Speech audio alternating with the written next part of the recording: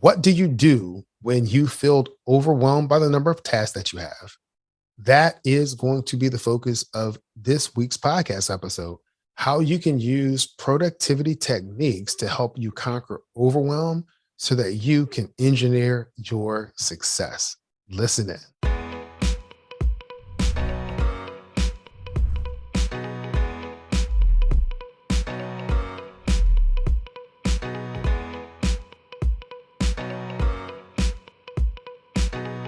I want to welcome you to the Engineer Your Success podcast. My name is Dr. James Bryant, your host. I'm really excited about today's episode. We've been talking about personal productivity as we've come into the new year, and this episode is going to continue to delve a little bit deeper into some of those personal productivity techniques. This podcast, for those of you who are just tuning in, this is your first time listening. The podcast is provides tools, tips, and techniques to help you achieve success both in business and in life. We talk about topics and apply topics in a way in which it will help you win at work and at home.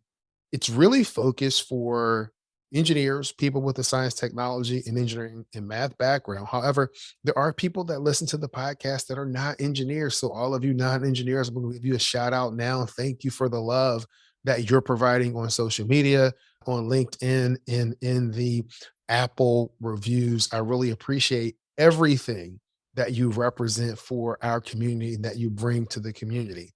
A few things that I want to do before we get into the full content for today's show. Number one is celebrate the wins and learn from the losses. One of the wins that we've had this past week, we had the Engineer Your Success on ramp. This session focused on overcoming imposter syndrome. It was absolutely great dynamic session. The next session is going to be on February the 28th from 6 to 7. And we're working on what the focus of that session is going to be. But in a lot of the discussion that we had on last week at the on ramp was about overcoming procrastination. And so we're going to be looking at topics that will help overcome procrastination, but stay tuned. You can use the link in the show notes to be able to find more information about the Engineer Your Success on ramp, our complimentary community engagement sessions that we have every month. One of Another win that I want to talk about is one of the goals that I have is to increase my speaking engagements at in-person meetings and one other podcast. So along those lines, I've submitted 2 presentation proposals to speak at the National Society of Professional Engineers annual conference. That conference is going to be in August in Louisville, Kentucky. So I've put in 2 proposals there. I haven't heard back, but you won't get an opportunity to speak if you are not putting yourself out there to speak. I was also invited to speak at a highway maintenance contractor private group company meeting. That's also going to be in August, but that's going to be in Richmond, Virginia. And there are a few other events that are in the work. And so I'm really glad that intention about speaking, being out there and beginning to make those things happen and to move forward. So that's awesome. If you have some wins that you would like for us to celebrate on the podcast or on our social media channels, use the link in the show notes and send me a direct message, shoot me an email, letting me know what that win is. Listen, it doesn't matter how big or small you think the win is. Big gains are made by small incremental improvements, small incremental improvements. I want to celebrate your wins. I'm celebrating my wins, and I want to continue to help you to build the momentum so that we can close the gap from where you are to where you want to go. So last week, episode 79, 3 strategies to boost your personal productivity. We talked about some common productivity myths. That's being busy is the same as being productive. Nope. Working longer hours guarantees higher productivity. And we also talked about multitasking is the most effective method for getting things done. Again, that's another X, not necessarily the case. The research doesn't bear that out, that these things are better for you. That's why they're common productivity myths. The three strategies that we talked about last week was number one, to prioritize your tasks, two, focus on one thing at a time, and then make sure that you recharge and refill two of the techniques for prioritizing your tasks was Warren Buffett's two list strategy and applying Gary Keller's question of what is the one thing that you can do such that by doing it, everything else will become easier or unnecessary. So we're going to continue the productivity discussion this week. If you missed last week and you want to catch up on that and find out more about those three strategies to help boost your productivity, that's episode 79. And there's a link to the podcast in the show notes, or you can look in your podcast player to catch episode 79 to get a little bit more detail there. But I wanted to continue this discussion about productivity this week, really focused on how can these productivity techniques help you conquer overwhelm and stay on track. So many of us have set New Year's resolutions. We're getting to that point where life is starting to catch up to our resolutions. And so guess what?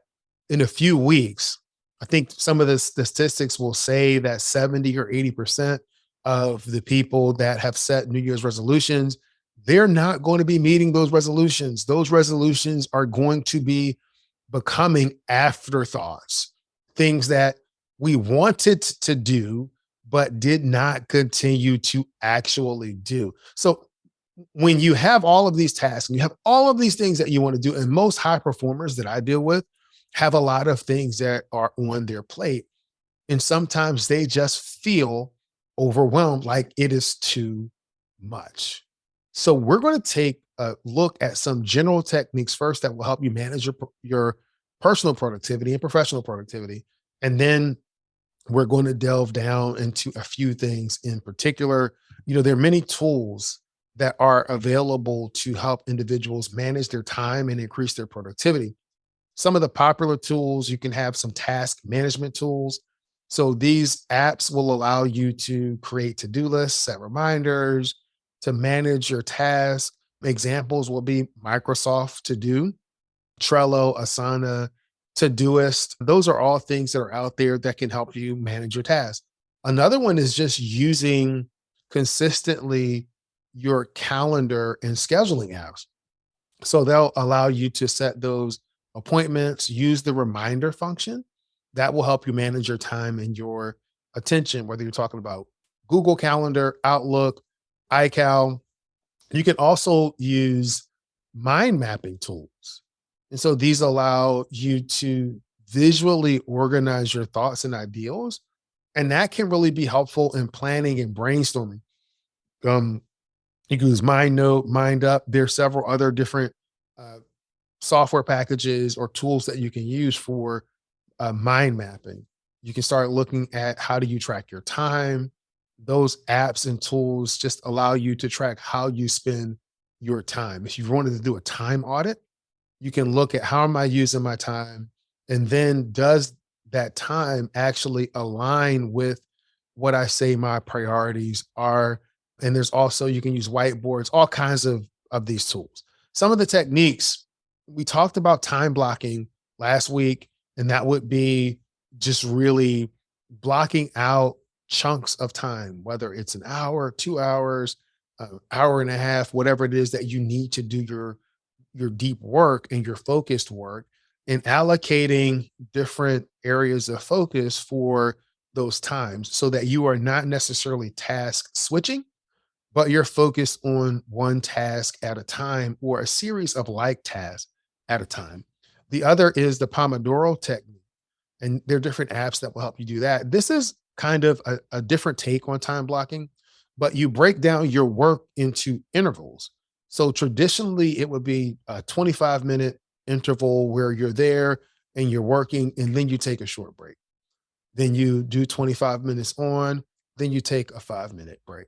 And this is really designed to help with just focus and productivity and allowing that break time. But it's important to note that different tools may work better for different people because we're all uniquely designed. So, depending on your personal preferences, your work style, and the specific tasks that you need to complete, I would say experimenting with different tools and find the one that may be the most helpful for you. So, here's a question, and I know you really want to hear the answer to this one. It's really important. It's really important.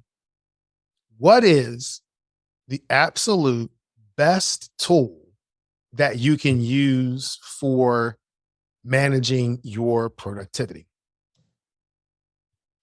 You ready for the answer?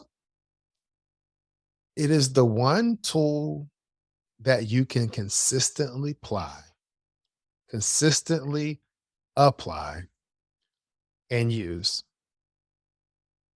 Whatever tool it is. It could be one of the tools that we mentioned above. It could be post-it notes. It really doesn't matter. What matters is that you consistently apply it. And by consistently applying that, that helps you to achieve your goal. That helps you to increase your productivity.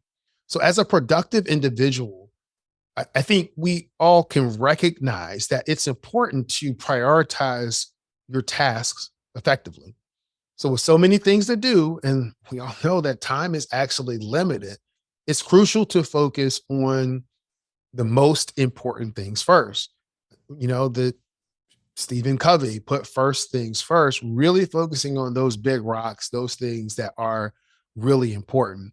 So, one of a method for prioritizing tasks is using the Eisenhower Matrix. So, the Eisenhower Matrix is a simple but powerful tool that can help you organize your tasks and focus on what's truly important for you. So, the Eisenhower method stems from a quote that's been attributed to Dwight D. Eisenhower. And here's the quote: I have two kinds of problems, the urgent and the important. The urgent are not important, and the important are never urgent. And so, using the Eisenhower decision principle, tasks are evaluated looking at this criteria and placing it in the appropriate quadrant. And those quadrants are important and urgent, important and not urgent, important, not important and urgent, and not important and not urgent. So it's four, imagine you have a graph, there are four quadrants. Again, the first quadrant you're going to have is going to be your upper left hand. That is important and urgent. The next one is going to be right next to that one. So you're up in the corner to the right. That is important and not urgent. Then you have the one down at the bottom, near where the axes are at. That's going to be not important, but urgent. And then you have the last one, which is not important and not urgent.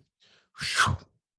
So, all of that, the way that I characterize those quadrants is the first one I call do it and do it now. The second one, schedule it. The third one is delegate it. And that fourth one is eliminate it. So that's kind of how we are going to talk about these quadrants. So in the do it, those are the tasks that are important and urgent, and you need to focus on them right now. They need to be completed today. So, what types of things are in this category? I think it would be those things that are really most important for today. And so there are things that are important and time critical. So it's a combination of those two elements that provide the need to accomplish it today. So there's always a challenge to determine what's important. What's urgent. Those are the things that are squeaking at you. Those are the things where people want something immediate. And those tend to rise to a certain level of urgency. But just because it's urgent for someone else doesn't necessarily make it urgent for you. So, one of the things when you're using this kind of method is when you think about urgent, think about what's urgent to you, not necessarily for others. So for quadrant two, schedule it. So these items are important, but they're not urgent. And you have a little bit more control and freedom to schedule these activities. And so those things that get scheduled get done. We know that, right? If it's on the schedule, it's going to happen. So these are things that we put our focus and our attention on to get accomplished. And so the important thing, as we said, is to actually put it on the calendar. And so this is where you begin to make sure that these things are there. So for me, it would be from a personal perspective, morning time for prayer, meditation, and Bible reading, exercise, family time, whether you're talking about movie night, date night, time one on one with the kids. It could be the family book club that we're doing, also time for self-improvement, recharging, and personal growth are things that fall within that quadrant. It's important, but it's not always urgent, but it's important. So I schedule it. So I schedule those things in my calendar. And when you schedule those things, the other areas tend to fit and fall where they need to be. So some of the other activities that may fall there could be project planning, proposal development, developing presentations or talks. For me, it could be recording a podcast episode or outlining what the podcast episode is going to look like. And so, what people don't always understand about the Eisenhower Matrix is that the items are listed and they're dynamic, and there are some days that what's in the schedule it is going to be scheduled, and for that day, it's going to move over to what's important. And so think of it that way. You can think of using this matrix to plan your day. You can think of it to plan your week and understanding that things could shift from one quadrant to another as you are completing or moving and making progress toward the overall goal that you have. Quadrant three, so I call delegated. So those things are not important, but they are urgent. And so I think this is where a lot of us struggle. I know that I've struggled with this one in the past. Again, when you are a high achiever, it seems like everything is urgent and you need to do it and you need to do it now. And I mentioned this before, just because something feels urgent, is urgent to someone else, does not make it urgent for you. And just because something feels like it's urgent, right? You can feel the pressure sometimes of urgency. Sometimes it's that expectation of someone else, but you can feel it. But just because it's urgent does not mean that it's important. Really. I mean, if you think something, right? Sometimes this happens, you're thinking, you're having some thoughts in your head. That doesn't necessarily make it true. It doesn't make it true. So you can feel that urgency, but urgent is not the same thing that of what's important. So the types of activities that might fall here is answering the phone call when you're focused on something else that's helping you move forward on your goals, but the phone rings. Maybe you didn't put on your do not disturb and the phone rings and someone else wants to get in contact with you right now. So it's urgent for them, but is that important for you right now? I'm not saying that you don't talk to the person, but is it important for you to address it right now? If it's not important, and if it's going to take you away from what you're trying to do, maybe you schedule to call that person back at a later time. It could also be reading and responding to emails or allowing someone else's priority to take yours. So it's a tough one to deal with when we're dealing with those priorities.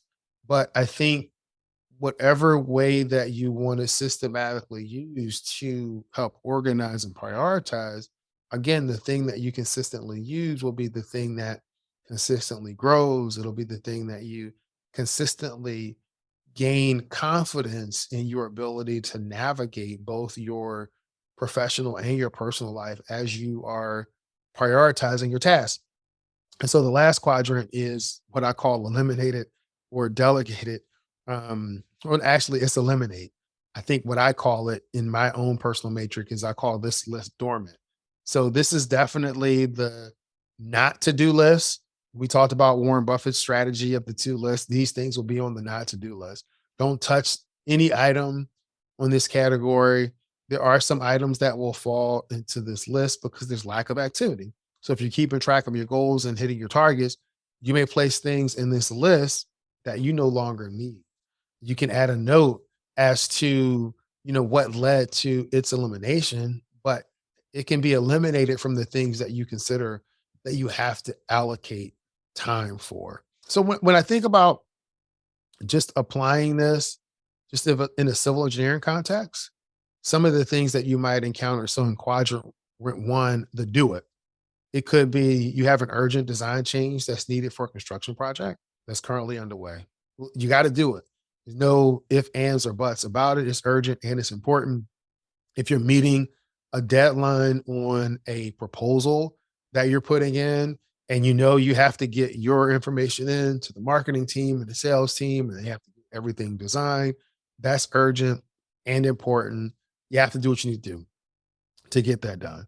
If you're responding to an emergency or a safety issue at a construction site or some type of a roadway project, urgent and important. Attending a meeting with a client or a contractor to discuss a major project, urgent and important. So those are things that you absolutely have to do and do it now. So when I think of schedule it, that could be professional development and learning different engineering techniques, right? Getting your PDHs for your licensure requirements. It could be researching and staying up to date on industry trends, regulations and standards, networking with other professionals in the field, and planning and budgeting for some of your upcoming projects. Those are all things that you can schedule and allocate the needed time to actually address and perform those activities.